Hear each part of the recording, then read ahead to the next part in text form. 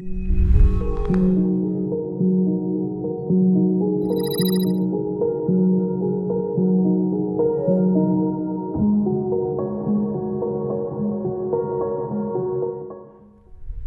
welcome. I'm here with Sister Maggie Jackson, a dear colleague of mine who's done incredible work in the field. Her book, Uncertain. Is it Uncertain or Uncertainty? Uncertain. Yep. That's why it resonates for me. I have it in my coffee table. This idea of really thinking more robustly about the notion of uncertainty in these turbulent times, Sister Maggie. I'm just really grateful to be in dialogue with you for this conversation around capacity building. Just how are you? Thank you for being here. I'm great, and thank you very much for being in conversation with me. I think the whole idea, what you're exploring at the conference, capacity building is so rich, so important, so timely right now. And I think uncertainty links really, really well with all of this. Yeah. Yeah, and I've been thinking kind of with you for some time now, so I'm excited to share and to ask some questions. I want to kind of the first I want to share something with you and get your response, and then I want to invite you to just share your general kind of treatise on why you think focusing on being on uncertainty is so important right now. You know, when it comes to these times and all the change is happening now, from AI to political polarization to kind of environmental degradation and all the things that the cluster of generations that are alive right now have to contend with. And I like this idea of working with uncertainty as a skill, as a skill. And as I've been deepening my understanding of what capacity building is, I kind of find a little bit of a paradox where, on the one hand, capacity building is building the capacity to do, whatever you want to focus on in a specific context, whether it's building, skills to adapt to the AI revolution or building a specific set of skills to allow you to increase your capacity in a given context. What I also notice is that capacity building is also about being, Mhm. right? So there's this interesting thing around developing a certain skill, but also developing a certain way of being. And and I'm just excited to hear you, on the one hand, talk about working with uncertainty as a skill, but I want to hear more around also like how it's also a way of being as well. What comes up for you there?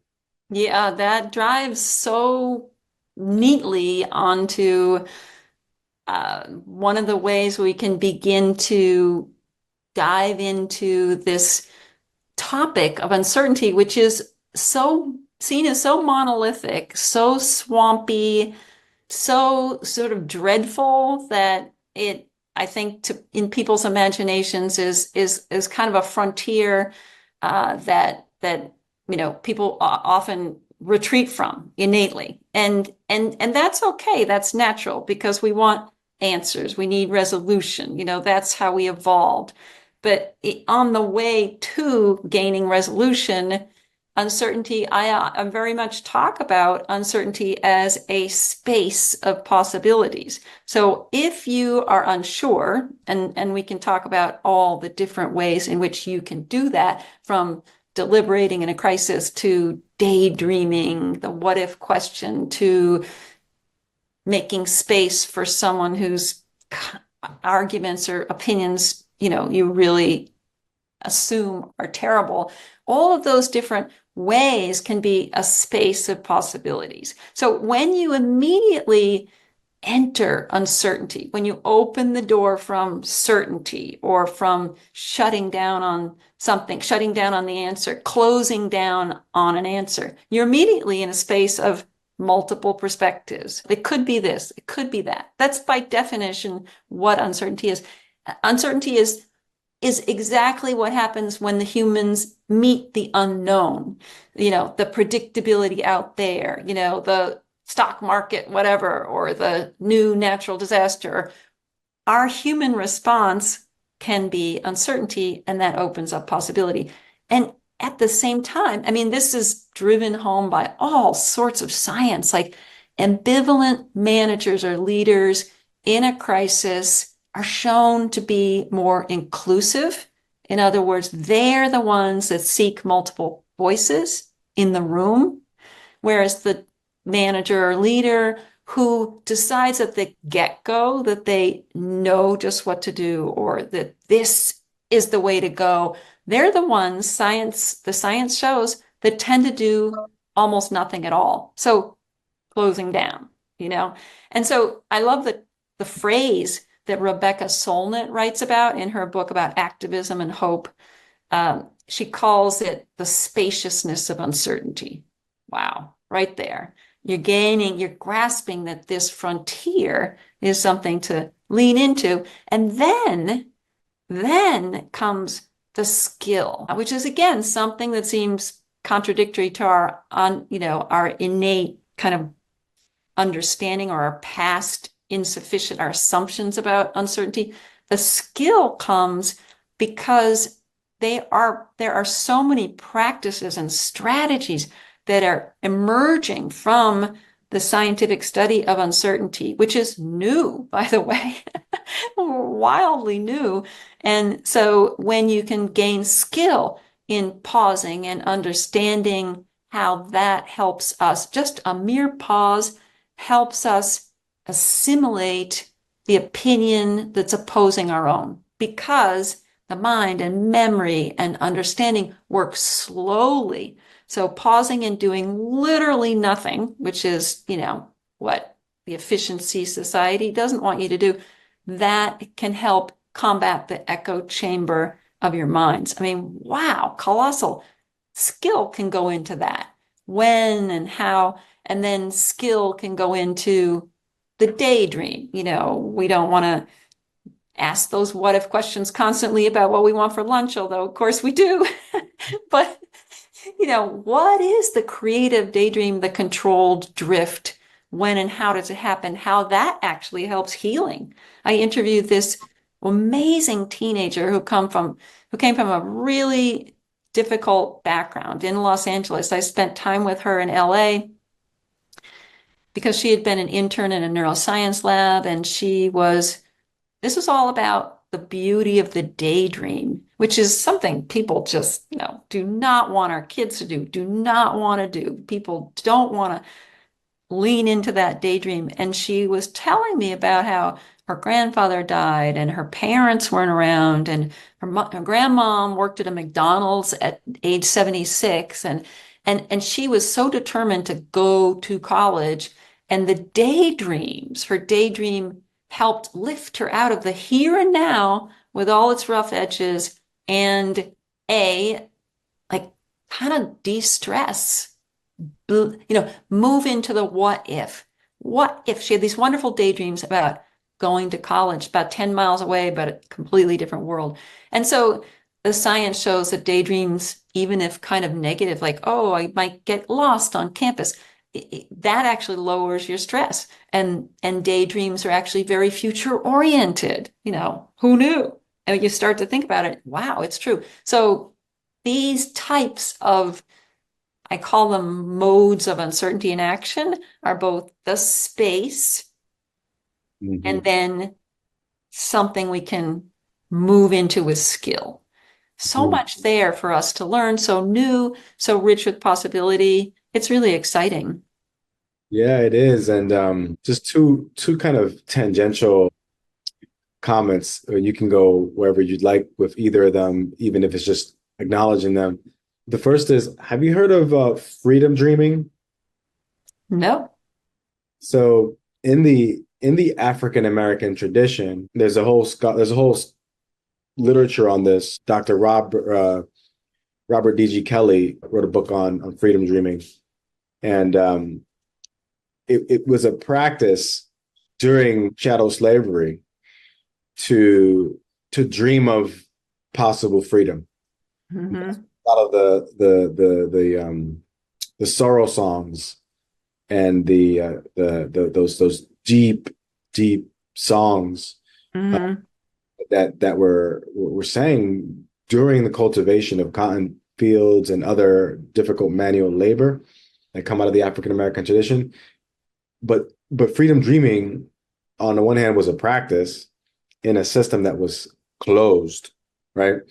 And at the same time, it provided maybe some solace, obviously some reprieve, um, even if it was psychological or transpersonal, spiritual, maybe. And then obviously, the evolution of the abolitionist movement and the Underground Railroad. So freedom dreaming in the African American tradition reminds me of what you part of you saying around daydreaming and how. Absolutely. Yeah. And one scientist calls daydreaming uh, the unfinished business of it's working on the unfinished business of life, which is gaining freedom. Yeah. And then the other thing that came up as you was talking was the work of my colleague, Dr. Yuki Imoto. She's based out of Keio University in Japan. She's an anthropologist by training, and in her research, in her anthropological research, she came and found this concept called enskillment, enskillment, Hmm. because skilling, right? Skilling in and of itself, it sounds such a technical thing. Like there's Hmm. skill that I have to kind of, almost absorb and then become proficient in it. Um, or to breathe. There's a language of skill oftentimes um, reduces our imagination around, what we are. We're not just robotic, mechanistic beings that can just, you name a skill and there's some kind of training. We can just learn it and do it. I mean, that's possible and it happens. But in her work and in her research, this idea of enskillment, that there's this Hmm. kind of organic and dynamic way in which we're inskilled Hmm. Yeah. into knowing things, into Yeah. being things. So I'm just excited to think about your work in relation to enskillment, and I'll follow up. I'll get some of her sources. Thank you. I think they might be rich. Yeah. Yeah. Yeah. I think it's also we can infuse the idea of skill or capacity building as well with long human history of artisanship, workmanship, the open-endedness. The artisan doesn't know where they are going to go. And I talk about uncertainty also as being a way to listen to the stories that the problem, not your assumptions, wants to tell, which is, about being in tune with nuance, perspective, possibility, and what's happening now, not what you expect or assume.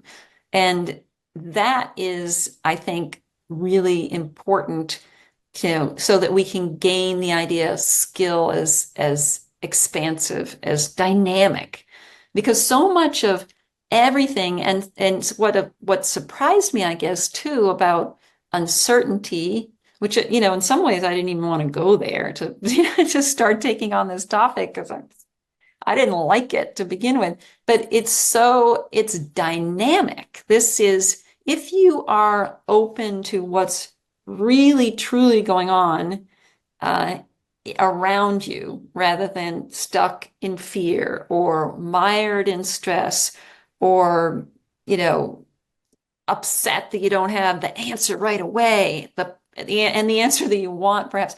If you can let go of all that, you are suddenly facing the world with openness, with wonder, and then you become as dynamic as the world already is. We stop hiding if we can be skillfully uncertain or have the capacity to be uncertain in a positive and not all, not easy, comfortable picnic, bowl of cherries. This is not what this is about, because this is harder than sometimes hiding in your assumptions or what have you. It's really, so we're talking a little bit right now about jumping from the here and now and using the imagination to project ourselves and to be in another place as a sort of business of life, but also being acutely attuned to what's going on or what that, the other person across from you is really saying without the armor of our fear. And so those are kind of two halves of the same, of the capacity of humans to live life, because it is about moving into the future with that resilience and that curiosity and all of those things that I think you've been talking about in terms of the capacity building work you're doing, while at the same time calibrating who we are, what we see to the reality of what it is. It's a gentle, complex, but really beautiful, life affirming dance. Mhm. Yeah, there's so much here. I'm always struck by sometimes the historical use of capacity building coming out of international development and nonprofit management and evolving into leadership management and leadership studies and systems change, building capacity, including in that, developing certain skills to adapt to environmental pressures, societal pressures, market pressures. Um, and I think sometimes what I've noticed is the conversation around it can become so instrumental. Economic ends, like I need to build capacity so that I can, get paid more or navigate my job or my profession or my vocation. And that's one way to think about capacity building. And even like another way of thinking about capacity building is this, like, you invite us to think about uncertainty as a really powerful way to really lean into how to be with the world and develop a certain you say being skillfully unsure with each other, but also with the world at large. And there's something there around how capacity building sometimes it's still a little bit instrumental in terms of it being tied to navigating a world for specific ends to survive it, to thrive in it, which is great. One thing that I noticed though, when we think about capacity building from a healing centered lens, that I've noticed in my research lately is that when we increase our capacity and especially leaning on principles of uncertainty, that the goal is actually to become more alive. Mm-hmm. Mm-hmm. Right? Not necessarily to adapt or to leverage this new skill that you're developing to expand your capabilities. That's great. But that becoming more alive in and of itself, in a regenerative way, in a dynamic and iterative way, is an incredible kind of thing to hold when it comes to capacity building.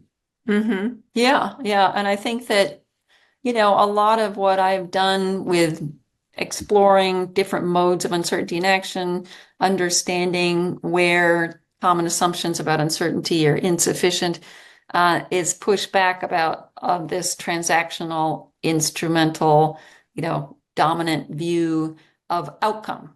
And not to be binary, but then if you can relinquish the fixation on outcome, you become more attuned to the world. You become more just aware. You open your eyes to the process. Now, that doesn't mean that the process of either, you know, observation or listening or healing, that doesn't mean that the process becomes linear. I think the opening up includes detours and errors and backtracking and, which is also very much part of life. I mean, I think that one of the, just put it in a more granular way, I was really struck by doing research on memory and how memory works. And I mentioned that, pausing helps you combat the echo chamber of your mind. And it really drove home to me how our minds digest and percolate experience and knowledge. I mean, that's what learning is. in first of all, slow ways, and then second of all, in kind of, associational, nonlinear pathways. When we can't remember something, actually, sometimes that's just a thought in progress, even though we think, I can't remember the name of that artist, but your mind might be exploring different artists that come to mind and therefore making literally synaptic connections to, what makes, surrealism or what have you. So this making space for the organic nature restores us because, and here's the real point that just, it almost moved me, actually it moved me when I began thinking about the metaphors related to the mind and people. We're programmed to do this. You're hardwired to do that. Let's download that. The vocabulary is so counter to the flesh, the spirit, the things we can't. And then just to take that one step further, when you start to move into those messy areas that you don't know, what isn't finite, what isn't neat and pat and clickable and all, when then you begin to move not only into the dynamism of life, but also into the mystery of life. You begin to accept the fact that you don't know. And maybe you won't, or maybe you won't instantly at the very least. So suddenly, what is disconcerting perhaps under this transactional efficiency, kind of dominant Western model, it becomes absolutely both normal and also just, beautiful. Like, what if the fact that we don't know means there are mysteries every single day. That's what I loved. I lived in Japan for a few years as a reporter, and I loved it because, wow, I did not know. I was so completely, I'd never lived abroad before. I just moved myself over there. I was a young reporter. But what I loved is you'd walk down the block, and there might be some buildings that look like, the buildings you're familiar with in Tokyo. But then you turn a corner, and there's a little shrine that is not like anything you've seen before. And that's, of course, what exposing ourselves to different cultures is all about. Like, wow, one mystery after another, one surprise after another. And yeah, I think it goes on and on. Yeah, no, it reminds me of Dr. Keltner's work around the science of awe. Yeah, Uh, yeah. Wonder. yeah, awe and wonder. And this is more of a question for like maybe a longer conversation, but I want to add it here because I've been just curious about as we become, a modern species with all its trappings and technology, just a broad question, have we become less tolerant towards uncertainty in light of, this desire for convenience, the ways in which our technology gives us just instant access to, information and to each other and to resources. I'm thinking about my Amazon account and, I can just get something so quickly. Yeah. Um, and kind of juxtaposing that to kind of earlier humans of being exposed to the elements, and Mhm. Yeah. like, yeah, just kind of this broad idea of like, have we become less attuned, capable of holding uncertainty today, and just kind of like daydreaming a little bit about what it must have been like to, be in kind of more hunter-gatherer settings in subject to nature in a more exposed way, and the way that they must have had to be in relationship to to the unknown and to uncertainty.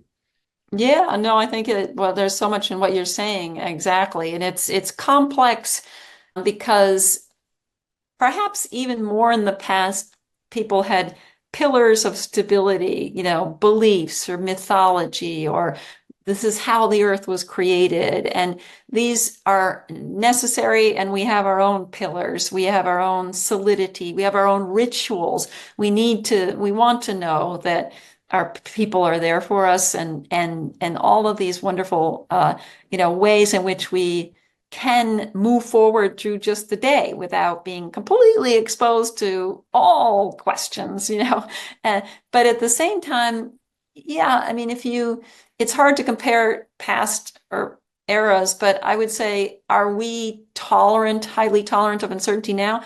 There are definitely evidence, signs that we're not. That basically the factors that you're talking about have this influence to push us toward, streams of neat, pat answers. I mean, you just look at the aesthetics of, I'm looking at a computer, you're looking at a computer, what the boxes, it's all boxes, it's all lines, it's not infinite, it's finite. And so that changes what it means to know. What does it mean to know that, this is what an answer is? That drove part of why I was doing this book. And then, of course, the drive to efficiency for hundreds of years, and the drive to, for speed, speed, speed, seemingly. So all of that does. And one of the bits of evidence is a kind of a personality trait that you can assess called uncertainty tolerance. Not a great word. It's kind of complicated, but just like you or I could be, more or less shy, and it depends on the situation, depends on the moment, whatever. But so we too can be more or less sit somewhere on a spectrum of being more or less tolerant of uncertainty. So what does that mean? In a complete nutshell, simplistically speaking, people who are really intolerant of uncertainty see it as a threat. So they want the black and white answers. In the pandemic, they were more, turned to denial or avoidance. Just a lot of implications there. But people who are more tolerant are more flexible and curious, and they see uncertainty as a challenge. And that's both the uncertainty as in, we don't know what's going to happen tomorrow. Even if we've got the weather report, you don't know what the storm will do. You might have the probabilistic and the AI, but you don't exactly know. They see that as a challenge, and they see their unsureness as well as a challenge, to meet.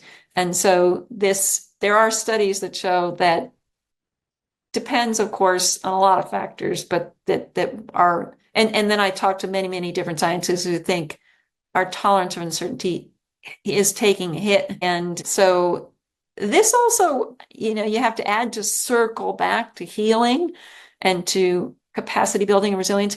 If we're intolerant of uncertainty, that's very much a vulnerability risk factor for mental disorders, particularly anxiety. So anxiety is, by many definitions, clinical definitions, the fear of the unknown. And so the great news is that it's changeable, it's mutable, and they're really tiny little steps you can take, like trying new things. Sounds so, oh gosh, really? I mean, yeah. Well, try a new dish in a restaurant. And I used to laugh at that. I mean, look at a scientific journal, and I'd say, oh, come on. And then I thought, on a Friday night, if we go out for a little meal, do I want that same kind of spaghetti? Yes. So are we pushing at the envelope, working at the edge? It's edge work to be uncertain. And then again, it's not a picnic, but wow, that's where you feel alive. And, I swim in the ocean a lot all winter long now. It's just like a new COVID habit. And the ocean is complete uncertainty every day. And I remember once we were up, we wear wetsuits, it was really cold. I spent time in the city, but also in New England. And we're standing there kind of finishing a swim. And this man walked up and he said, doesn't that make you feel alive? And it's like, that said it all, because you don't know what it's going to be out there in the sea minute to minute. It changes. It's the most amazing picture show, and it's all, you're immersed in it. So anyhow, that's my little daily dose of uncertainty. But delegating more work, try to answer the cell phone without screening. That's one of the exercises that professionals give, particularly younger people. And when I say that to, like, speaking to people, answer the cell phone, younger people gasp and older people kind of go, oh, they're kind of, but everybody gets that immediately. It goes to their core. Whoa, not knows who's on the other end of the line. Wow. And that's powerful. So Yeah. as we wrap up, you know, I'm sold. I think developing our uncertainty tolerance and just approaching uncertainty as a skill and as a gift as well boost our capacity building. And could you just share just some final reflections around how folks can like practice uncertainty on a daily basis? You mentioned a couple things. Yeah, any last kind of concrete practices that could support folks with really leaning into their relationship to uncertainty? Yeah, sure. Well, one I think of the most powerful is to understand that unease when you're uncertain, maybe a medical diagnosis or that storm report, when you're uneasy, know it's good stress. It's actually doing so when you're under when your brain is unsure, you're actually getting sharper attention, for instance, curious eyes, they call it. So just know that uncertainty is a signal that there's, the routine is not as applicable. You're in unfamiliar, people call it sense of unusualness. And by doing you, one way you can be in that moment of the good stress of uncertainty is to not think too much about outcome. You're giving a speech and don't think about whether you're bombing or succeeding. You want to be in that moment open to the signal of uncertainty and and face the wonder of the unknown. Think about the good stress of uncertainty. That really will equip you. And that's a really, people really love that idea. The other thing we can do is try new things, as I mentioned. A really amazing tiny little strategy that's getting a lot of attention in terms of tolerating and engaging with, people who are very different from you, people you might have bias against. Try perspective taking. That's just kind of your grandmother's wisdom. It's not, I feel your pain. It's not empathy. It is basically just how do we see the world through their eyes? Whether it's imagine a day in the life of that refugee, that political opponent. And that actually makes people want to sit next to that person, to engage with that person, to even have them on their team, which of course is exactly the step we need to break down the barriers and the assumptions, engaging with them. So it's the pathway to that mutual learning and et cetera. And what's really powerful here is that perspective taking is just a what if. It's like induced perplexity, basically. Socrates talked about perplexity, knowing you don't know is really powerful. And it's a leap of imagination. You don't know what that other person is really experiencing. We will never know, no matter how close or far away from them we are as people, how different we are. But by doing that, you're jolting yourself out of your assumingness, out of that propensity to categorize. Oh, not my group, not my person. Wow, the implications of that are pretty dire. It can lead you right down the road to dehumanization. So try to just take their perspective really briefly. And everything I'm talking about, try a new dish, take someone's perspective, pause briefly, do absolutely nothing, let yourself daydream. They're all really quick. This is not hours long going to the mountaintop. It's just quick little daily practices that can really matter. And you're not just making friends with uncertainty, I call it kind of wielding. Maybe that's a instrumental, but harnessing something like active. You're actively suddenly have uncertainty in your toolkit.